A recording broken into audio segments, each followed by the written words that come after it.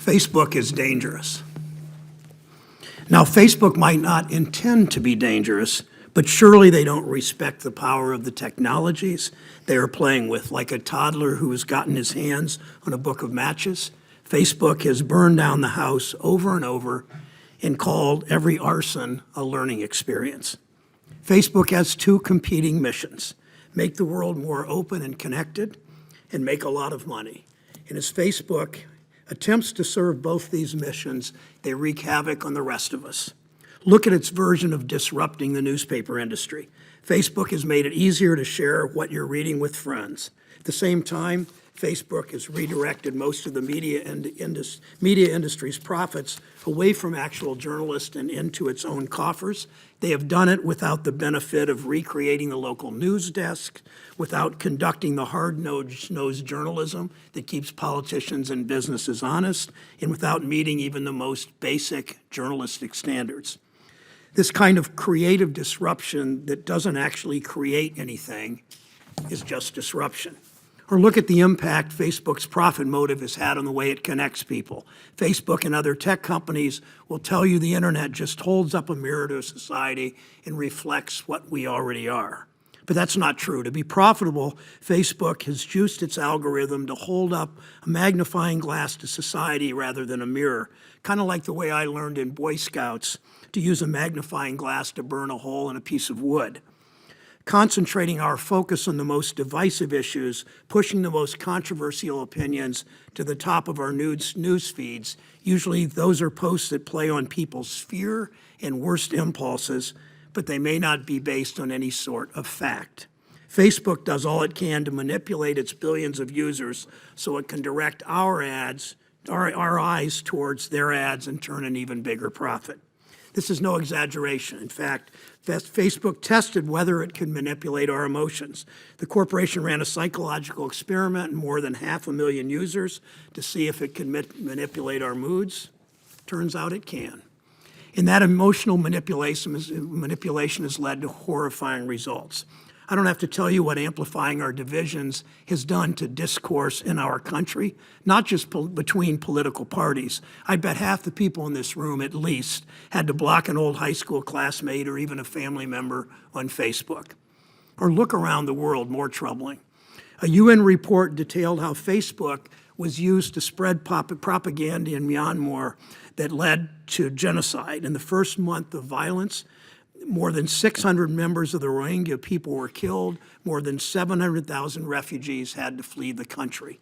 I don't think for a minute that Facebook created hate, but we know that their competing missions of connecting people and turning a profit created an algorithm and a business model that intensified it. It's hard to remember a world without Facebook. It's hard to remember a time before we had to tell our kids, be careful what you do on the internet because it won't go away.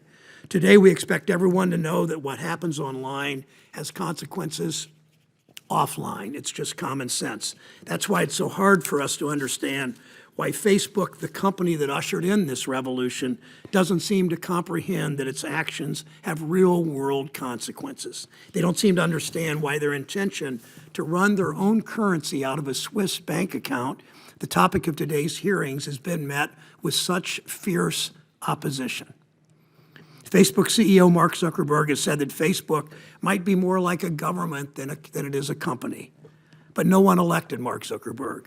And what kind of dystopian government wants to turn families and friends against each other rather than bring people together? Well, maybe I shouldn't answer that. Facebook has demonstrated through scandal after scandal that it doesn't deserve our trust. It should be treated like the profit-seeking corporation it is, just like any other company. Mr. Zuckerberg and his executives have proven over and over that they don't understand that governing or accountability. They're not running a government. They're running a for-profit laboratory. No Facebook executives, to my knowledge, have been harmed by Facebook's experiments. But look what has happened everywhere that Facebook has run its social experiments on us. Their motto has been move fast and break things. They certainly have. They moved fast and broke our political discourse. They moved fast and broke journalism. They moved fast and helped incite a genocide. They've moved fast and they're helping to undermine our democracy. Now Facebook asks people to trust them with their hard-earned paychecks. takes a breathtaking amount of arrogance, to look at that track record and think, you know what we really ought to do next? You know what we ought to do next? Let's run our own bank and our own for-profit version of the Federal Reserve, and let's do it for the whole world. I understand that given the financial crisis and given the massive inequality and unfairness to workers in our country, and given the fact that so many in this body have forgotten what happened 10 years ago, it's tempting to think anyone could do a better job than the Wall Street mega banks. But the last thing we need is to concentrate even more power in huge corporations. Look at Facebook's record. We'd be crazy to give them a chance to experiment with people's bank accounts, to use powerful tools they don't understand, like monetary policy, to jeopardize hardworking Americans' ability to provide for their family. This is a recipe for more corporate power over markets and consumers and fewer protections for my constituents. Thank you, Mr. Sherrod.